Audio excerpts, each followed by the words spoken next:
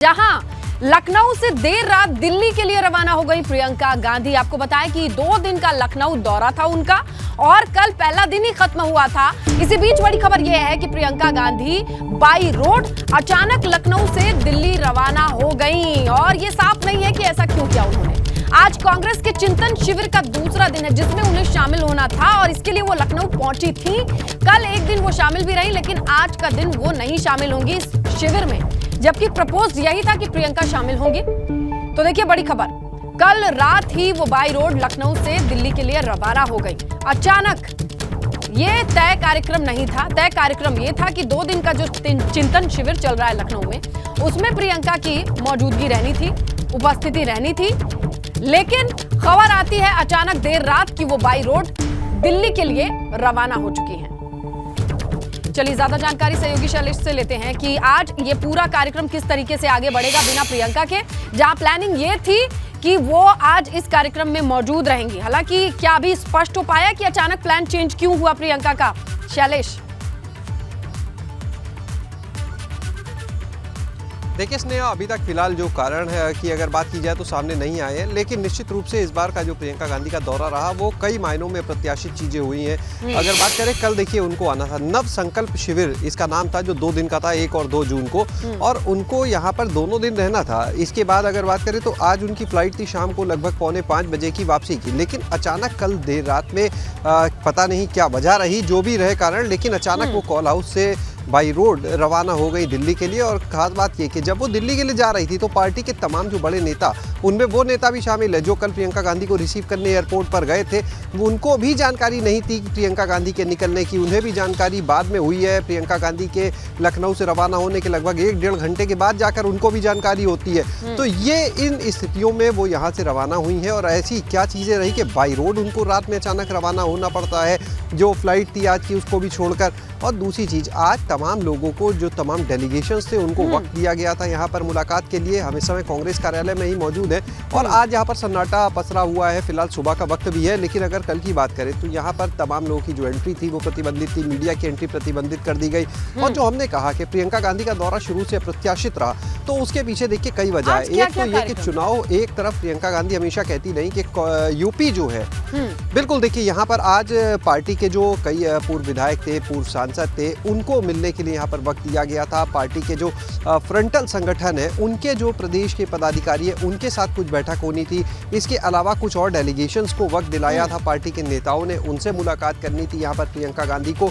तो ये जो कार्यक्रमों का सिलसिला था, ये सुबह 11 बजे से लेके और शाम को लगभग 3 बजे तक के लिए तय किया गया था। 3 से 3:30 बजे तक ये सारा सिलसिला चलना था, लेकिन अचानक ही प्रियंका गांधी की रवानगी हो गई। कल रात में पार्टी के नेता भी ये नहीं जान पा रहे कि आखिर ऐसा क्या हो गया कि अचानक प्रियंका गांधी को यहाँ से वापस लौटना पड़ा। और कल भी प्रियंका गांधी का जो वक्त रहा, अगर लखनऊ की बात करें तो पार्टी कार्यालय में बहुत ज्यादा वक्त नहीं दिया उन्होंने।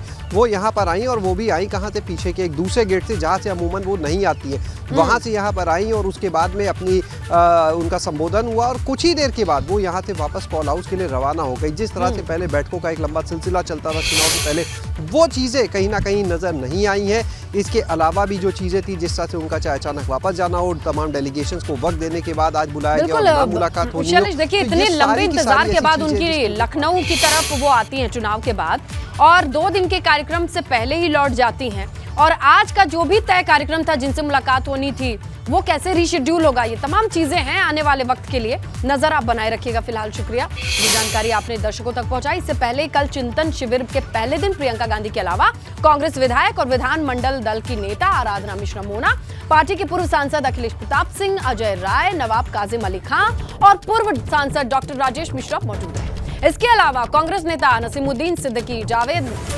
नदीम जावेद, कांग्रेस एमएलसी दीपक सिंह भी चिंतन शिविर के पहले दिन वो शामिल रहे। लेकिन हैरानी वाली बात यह है कि चुनाव के बाद प्रदेश अध्यक्ष पद से हटाए गए अजय कुमार लल्लू इस चिंतन शिविर में नहीं दिखाई दिए, वो शामिल नहीं हुए। ऐसे में सवाल उठ रहे हैं कि क्या अजय कुमार लल्लू कांग्रेस हाईकमान से नाराज तो नहीं है?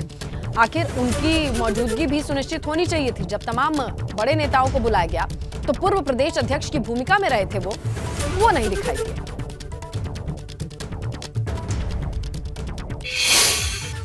उत्तर प्रदेश में राज्यसभा सीटों के लिए अब चुनाव नहीं होगा, क्योंकि एक उम्मीदवार का नामांकन खारिज हो गया और इसके बाद सभी 11 प्रत्याशियों का निर्विरोध जीतना तय हो गया है। दरअसल एक निर्दलीय उम्मीदवार मौनी बाबा का नामांकन निरस्त होने के बाद बाकी बचे 11 प्रत्याशियों के निर्विरोध निर्वाचन का रास्ता साफ है, जिसमें सपा के 3, भाजपा के 8 उम्मीदवार हैं। यूपी में राज्यसभा के लिए नहीं अब चुनाव होगा, ये बड़ी खबर है। सभी 11 प्रत्याशियों को अब सर्टिफिकेट का इंतजार है। देखिए, निर्विरोध निर्वाचन तय इसलिए है, भाजपा के 8, सपा के 3 प्रत्याशी अब सर्टिफिकेट लेंगे। जो एक्स्ट्रा उम्मीदवार था, मौनी बाबा इनका नाम है, इनका नामांकन निरस्त हो गया। अपडेट यह है कि नाम वापसी के आखिरी दिन ही निर्विरोध जीत का ऐलान हो जाएगा, सर्टिफिकेट दे दिया जाएगा, चुनाव की प्रक्रिया नहीं होगी। निर्विरोध जीते तमाम सदस्यों को 11 जो है संख्या में 8 बीजेपी की ओर से, 3 सपा की ओर से उन्हें सर्टिफिकेट दिया जाएगा। तो नाम वापसी के आखिरी दिन ही जीते हुए निर्विरोध चुने हुए प्रत्याशियों को सर्टिफिकेट दे दिया जाएगा।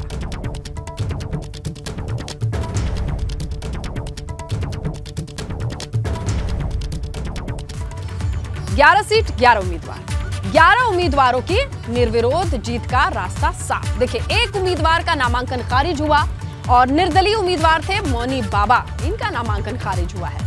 यहां पर बीजेपी के 8 उम्मीदवार हैं जो राज्यसभा जाएंगे और इसके साथ सपा के 3 उम्मीदवार हैं जिनकी जीत तय है निर्विरोध। 10 जून को चुनाव होना था, लेकिन अब जीत का सर्टिफिकेट दे दिया जाएगा क्योंकि चुनाव की प्रक्रिया से अब बच गए हैं। पूरे जो सदस्य थे उनकी जीत तय है। संख्या बल के हिसाब से जितनी सीटें बनती थी उतनी बन चुकी हैं। 3 सीटें सपा के खाते में, 8 सीटें बीजेपी के खाते में। ऐसे में चुनाव की स्थिति नहीं है। अब बात यूपी में 2 लोकसभा सीटों की और उपचुनाव के जंग की। आजमगढ़ रामपुर लोकसभा सीट पर उपचुनाव के लिए नामांकन 30 मई से ही शुरू हो चुका है, लेकिन अभी तक ना तो बीजेपी ने ना ही सपा ने अपने उम्मीदवारों के नाम का ऐलान किया है। ऐसे में आज संभावना जताई जा रही है कि दोनों ही सीटों पर दोनों ही पार्टियां अपने अपने उम्मीदवारों के नाम वाले पत्ते खोल देंगी।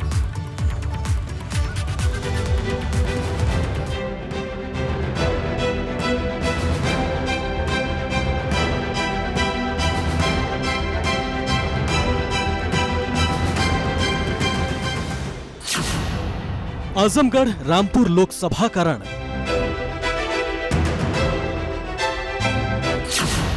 सीट जीतने के लिए पार्टियों का प्रण। उपचुनाव की रणभेरी बज चुकी है। सभी दल अपने अपने प्रत्याशियों पर दांव लगाने लगे हैं। हो सकता है कि आज सपा और भाजपा भी आजमगढ़ रामपुर लोकसभा उपचुनाव के दंगल में अपने उम्मीदवारों के फाइनल नाम की घोषणा कर दे।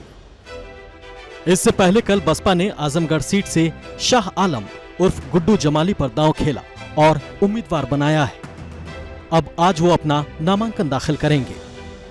सपा की ओर से आजमगढ़ सीट पर कैंडिडेट के रूप में सबसे ज्यादा नामों की चर्चा सपा मुखिया अखिलेश यादव की पत्नी डिंपल यादव की ही हो रही है, क्योंकि आजमगढ़ के सभी 10 विधायकों ने भी डिंपल के नाम को ही आगे बढ़ाया है। विधायकों के प्रस्ताव पर अब अंतिम निर्णय पार्टी के राष्ट्रीय अध्यक्ष अखिलेश यादव को लेना है। हालांकि सूत्रों के मुताबिक वो कुछ और नामों पर भी विचार कर रहे हैं। इससे पहले रामपुर सीट के लिए अखिलेश ने कल दिल्ली के एक अस्पताल में भर्ती आजम खान से मुलाकात की। पहले उनका हालचाल जाना, फिर रामपुर सीट को लेकर बातचीत हुई। सूत्रों के मुताबिक रामपुर से आजम खान के परिवार से ही किसी को चुनाव मैदान में उतारा जा सकता है, लेकिन चर्चा इस बात की है कि रामपुर के रण में सपा का चेहरा कौन होगा। ऐसे में पहला नाम निकल कर आता है आजम खान की पत्नी तंजीम फातिमा का। वहीं दूसरा नाम आजम खान के बड़े बेटे अदीब खान की पत्नी का है। उधर रामपुर और आजमगढ़ सीट पर भाजपा ने भी अपने पत्ते अभी तक नहीं खोले हैं, जबकि 30 मई से नामांकन की प्रक्रिया शुरू हो चुकी है, जिसकी आखिरी तारीख 6 जून है और चुनाव 23 जून को होंगे। ऐसे में आज हो सकता है कि दोनों ही पार्टियां अपने अपने उम्मीदवारों के नाम का ऐलान कर दें। Bureau report, APP Ganga. चलिए समझते हैं आजमगढ़ की अग्नि परीक्षा क्या है। देखिए, आज सपा कर सकती है उम्मीदवार का ऐलान और भाजपा भी अपने उम्मीदवार का ऐलान कर सकती है। सपा की तरफ से डिंपल यादव का नाम चर्चा में है, तो वहीं आजमगढ़ के सभी 10 विधायकों ने डिंपल का ही नाम आगे बढ़ाया है और बीजेपी खेल सकती है निरहुआ पर दांव, ये भी खबर है। और बसपा ने पहले ही गुड्डू जमाली के नाम पर मुहर लगा दी है, उनके नाम का ऐलान हो चुका है। अखिलेश यादव के इस्तीफे के बाद ये सीट खाली हुई है और 23 जून को उपचुनाव होना है। अब ये बात रही आजमगढ़ की। आगे बढ़े और बात करें आजम के गढ़ में कौन होगा सरताज। यानी 23 जून को रामपुर में भी उपचुनाव होने हैं और सपा उम्मीदवारों के नाम का ऐलान करेगी। आजम के परिवार से ही कोई नाम हो सकता है, ये बात सामने आ रही है, क्योंकि कल अखिलेश यादव आजम खान के बीच मुलाकात हुई थी, अस्पताल में ही सही। और आजम के बड़े बेटे की बहू सिद्रा अदीब हो सकती है उम्मीदवार, ये खबर बताई जा रही है। और भाजपा कर सकती है मुख्तार अब्बास नकवी के नाम पर भरोसा, उम्मीदवार बनाया जा सकता है, ऐसी उम्मीद जताई जा रही है। देखिए 1998 में रामपुर से जीत चुके मुख्तार अब्बास नकवी 2014 में बीजेपी ने रामपुर में कमल खिलाया था। और बसपा की अगर आप बात कर ले तो रामपुर में कोई उम्मीदवार बसपा नहीं उतारेगी।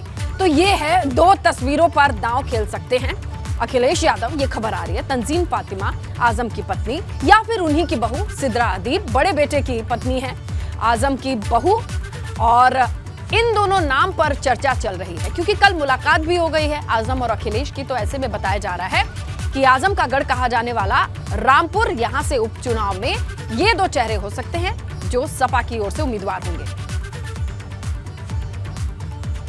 तो यूपी में लोकसभा उपचुनाव के लिए नामांकन जारी है। विधान परिषद चुनाव के लिए भी नामांकन आज से शुरू हो रहा है, ये भी आपको बताएं। इसके लिए बीजेपी और सपा जल्द ही अपने प्रत्याशियों के नाम का ऐलान करने वाली है। 13 सीटों पर मतदान 20 जून को होना है। देखिए रिपोर्ट।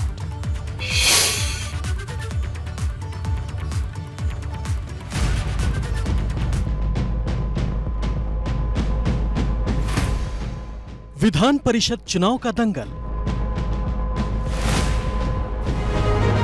प्रत्याशियों पर पार्टियां कर रही मंथन।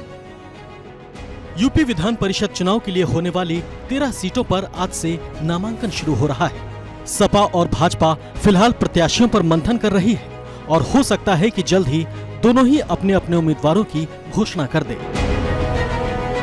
आपको बता दें कि सपा के 6, बसपा के 3, भाजपा के 2, कांग्रेस की 1 और सीएम योगी की सीटें खाली हुई हैं, जिन पर चुनाव होने वाले हैं। और इसमें से 4 सीटों पर समाजवादी पार्टी की जीत हो सकती है। कहा यह भी जा रहा है कि सपा अपने अलावा गठबंधन के एक सहयोगी दल के एक सदस्य को उम्मीदवार बना सकती है। इसके अलावा सपा के एक पूर्व एमएलसी को फिर से विधान परिषद में रिपीट किया जा सकता है, जबकि सपा ज्वाइन करने वाले एक बड़े नेता को भी विधान परिषद भेजने की चर्चा है। इसके अलावा अल्पसंख्यक समुदाय के एक नेता को भी पार्टी अपना उम्मीदवार बना सकती है।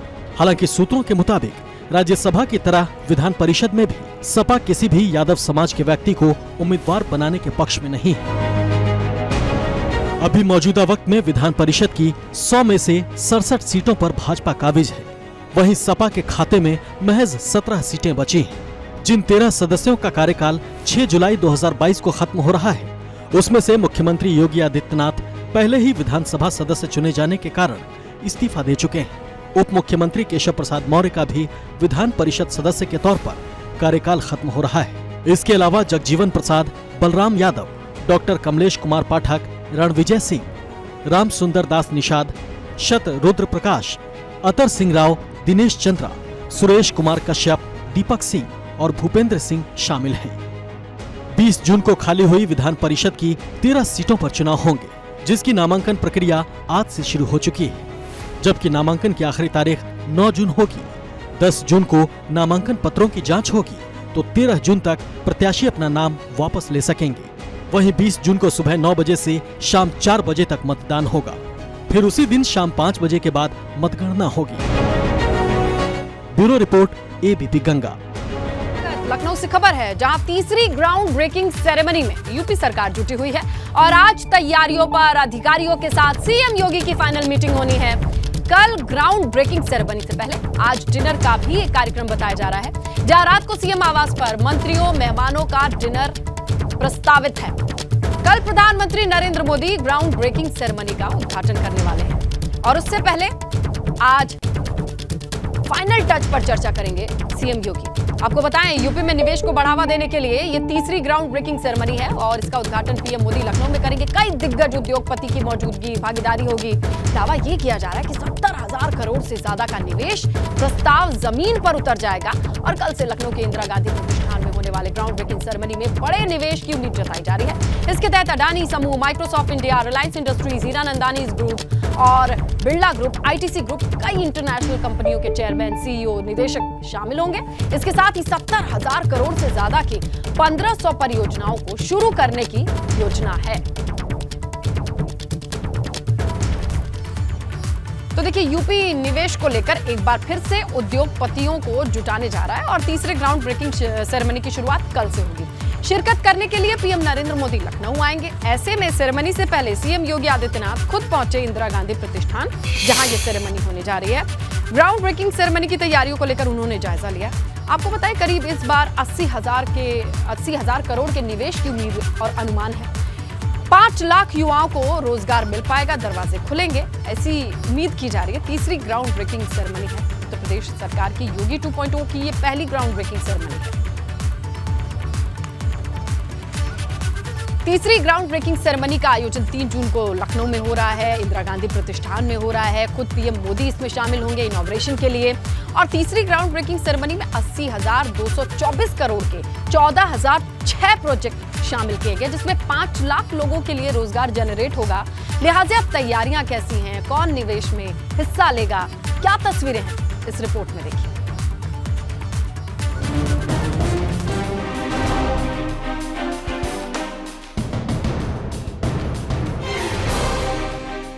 रोजगार की बहार है, यूपी में विकास ही विकास है। उत्तर प्रदेश हर रोज तरक्की के नए आयाम गढ़ रहा है। सूबे के मुखिया योगी आदित्यनाथ इस विकास के लिए दिन रात अग्रसर हैं। तभी तो प्रदेश में बम्पर रोजगार लाने की तैयारी चल रही है। तीसरी ग्राउंड ब्रेकिंग सेरेमनी के जरिए इस बार यूपी में 80,224 करोड़ के 1406 प्रोजेक्ट आने की संभावना है। इसमें 25% यानी 20,000 करोड़ के करीब निवेश डाटा सेंटर के क्षेत्र में होगा, जिससे करीब 5 लाख नए रोजगार जनरेट होंगे। कल शाम सीएम योगी ने लखनऊ के इंदिरा गांधी प्रतिष्ठान पहुंचकर इसकी भव्यता की तैयारियां देखी। 3 जून को होने वाली इस सेरेमनी में खास मेहमान प्रधानमंत्री नरेंद्र मोदी होंगे, जो इस समारोह का उद्घाटन करेंगे। कुल निवेश के 73% पश्चिमांचल में, 12% पूर्वांचल में, 11% मध्यांचल में और 4% बुंदेलखंड में प्रोजेक्ट लगेंगे। आपको बता दें कि कुल 29 प्रोजेक्ट के लिए 500 करोड़ से अधिक का बजट रखा गया है। 52 प्रोजेक्ट के लिए 200 से 500 करोड़ से अधिक का बजट है। 112 प्रोजेक्ट के लिए 50 से 200 करोड़ के बीच का बजट होगा। 230 प्रोजेक्ट 10 से 50 करोड़ के बीच होंगे। इसके अलावा 972 प्रोजेक्ट 10 करोड़ से कम के होंगे। क्षेत्रों के हिसाब से अगर बात करें तो पश्चिमांचल क्षेत्र में 58,672 करोड़ के 865 प्रोजेक्ट लगेंगे। पूर्वांचल क्षेत्र में 9,617 करोड़ के 290 प्रोजेक्ट लगेंगे। मध्यांचल क्षेत्र में 8,997 करोड़ के 217 प्रोजेक्ट लगेंगे, जबकि बुंदेलखंड क्षेत्र में 2,938 करोड़ के 34 प्रोजेक्ट लगेंगे। तीसरी ग्राउंड ब्रेकिंग सेरेमनी इसलिए भी भव्य होगी क्योंकि बड़ी बड़ी कंपनियां यूपी में अपना निवेश करने आ रही हैं। इसमें अडानी समूह, Microsoft India, Reliance industries, Hiranandani समूह, बिरला ग्रुप, आईटीसी ग्रुप सहित कई इंटरनेशनल कंपनियों के चेयरमैन, सीईओ और निदेशक शामिल होंगे। लखनऊ से शैलेश अरोड़ा के साथ ब्यूरो रिपोर्ट, एबीपी गंगा। आगे बढ़ते हैं। यूपी में टैक्स फ्री हो सकती है फिल्म पृथ्वीराज चौहान। देखिए, आज फिल्म के कलाकारों के साथ सीएम भी इस फिल्म को देखेंगे। मंत्रियों के साथ लोक भवन में इस फिल्म को देखेंगे मुख्यमंत्री योगी आदित्यनाथ। दरअसल एक स्पेशल स्क्रीनिंग रखी गई है लोक भवन में। सुबह 10:45 पर मंत्रियों के साथ सीएम खुद इस फिल्म को देखेंगे। उनके साथ एक्टर अक्षय कुमार और उनकी पूरी टीम रहेगी। अब ये कयास लगाए जा रहे हैं कि फिल्म देखने के बाद हो सकता है कि सीएम टैक्स फ्री करने का ऐलान कर दें। स्पेशल स्क्रीनिंग के वक्त अक्षय कुमार, इसके अलावा एक्ट्रेस मानुषी छिल्लर, डायरेक्टर चंद्र प्रकाश द्विवेदी मौजूद रहेंगे। ये फिल्म कल 3 जून को सिनेमाघर में रिलीज हो रही है। इससे पहले आज 10:45 पर लोक भवन में एक स्पेशल स्क्रीनिंग रखी गई है और प्रमोशन करने के लिए अक्षय कुमार, मानुषी छिल्लर, पूरी टीम जो है वो यूपी आई थी। उनकी तस्वीरें खूब वायरल हुई थी बनारस से लगाए तमाम जगहों की।